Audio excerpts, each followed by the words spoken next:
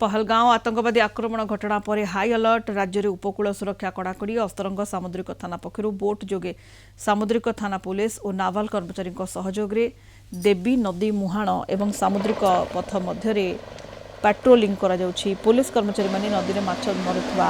मत्स्यजीवी और से परिचय पत्र जांच करुँच कौन से अचिन्ह लोक नदी किंबा समुद्र में देखिले सामुद्रिक थाना को सूचना देवाक स्थानीय मत्स्यजीवी को कहुई। मत्स्यजीवी माने समुद्र को माछ धरने को जिबा बेले आधार कार्ड साथी ने पुलिस कर्मचारी माने परामर्श देइछन्ति। गत एप्रिल 22 जो घटना घटी से बहुत मर्मात्मक घटना एवं सारा देश में दुखर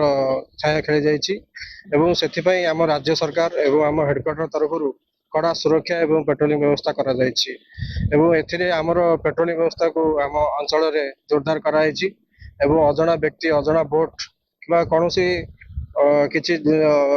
जिनस देखिले आम तुरंत चेकिंग करुचु एवं आमर मत्स्यजीवी मान को जन देचु जदि किसी से कौन सी व्यक्ति का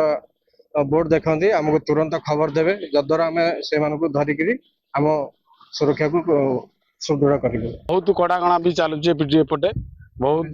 पुरी जिले में बहुत कटकणा चली समुद्र तटर की भाई माने भी से रखुंट भी आम समुद्र को निवारण करम भी कही देख तुम कि बाई चान्स एपटे किए कर तुम समस्त एकजुट होकर आम धरी न पारे भी आम फोन कर फोन नंबर नि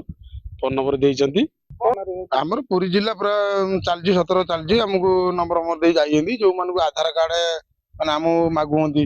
मेराइनी कार्ड मागुं मेराइनी कार्ड दौचु से आमर सब ठीक देखुं आमको कही जाइए जो लोक सन्देह तुम कर प्रथम मेराइनी कार्ड मांग मेराइनी कार्ड मांग भोटर कार्ड मांग भोटर कार्ड यदि से नदेले तुम आमको से नंबर फोन कर।